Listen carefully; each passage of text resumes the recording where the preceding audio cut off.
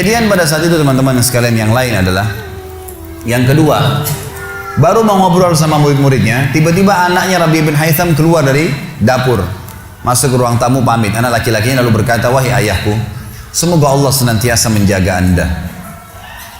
Ibu saya membuatkan untuk anda makanan namanya halwa pada zaman itu. Halwa ini Bapak Ibu sekalian makanan yang mahal.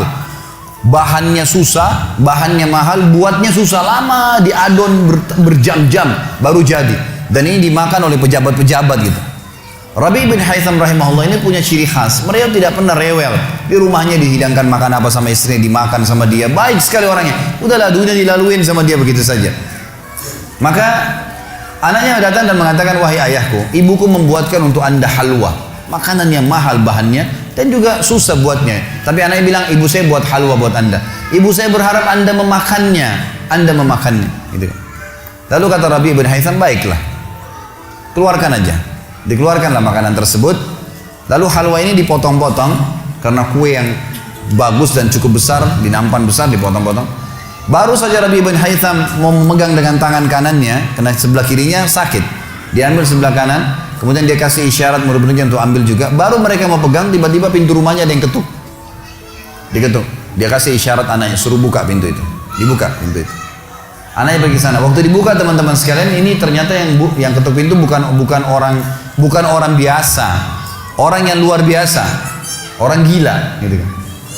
Jadi bukan orang yang peminta-minta biasa, orang yang luar biasa, orang yang selalu anggap ini udah deh, nggak usah dilayanin, nggak usah diajak ngomong, nggak usah diperhatikan, gitu kan. Orang gila ini ketuk pintu dengan pakaiannya yang lusuh, tidak pakai alas kaki, rambutnya berantakan, kasih isyarat minta makan.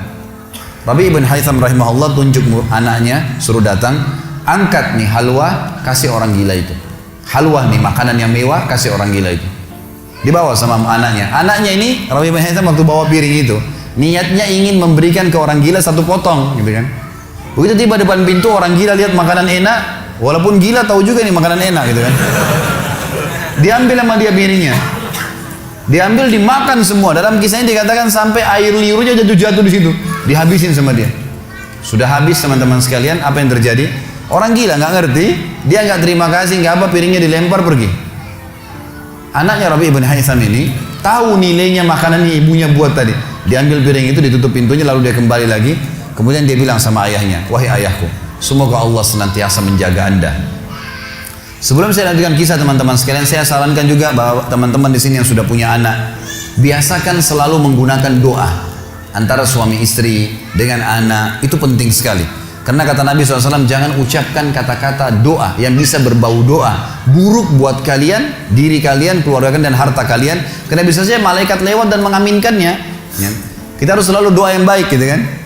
Jadi Rabi bin Haytham membiasakan anaknya untuk dilatih berdoa yang baik. Jadi selalu kalau mau minta tolong, "Nak, semoga Allah menjagamu, ambilkan ayah ini. Nak, semoga begini, semoga Allah menjagamu, semoga Allah berikan kau rezeki, ambilkan ayah seperti ini." Jadi selalu diikuti dengan doa. Anaknya pun terbiasa mendoakan ayahnya.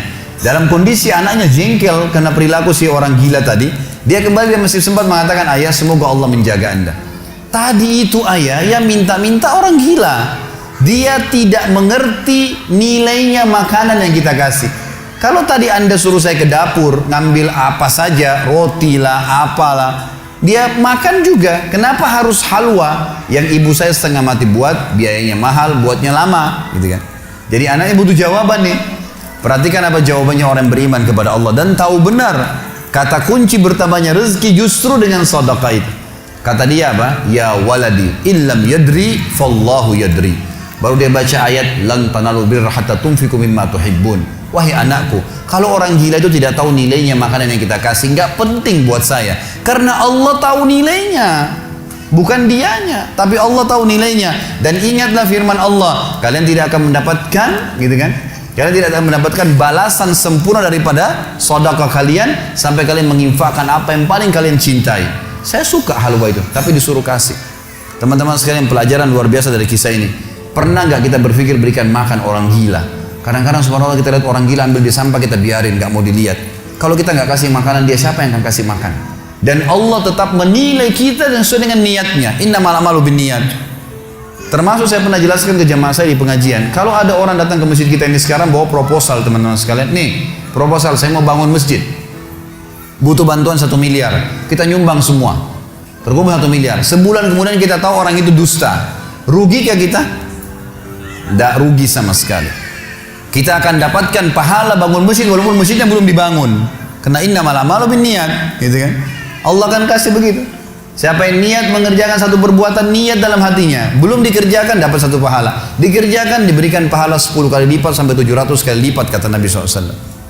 Jadi jelas sekali, gitu kan? Bagaimana Rabi' ibn Haytham mengajarkan kepada kita bersedekah, teman-teman, sampai pada orang gila pun dikasih, karena Allah akan menilai kebaikan itu. Bagaimana bisa kita tidak lakukan?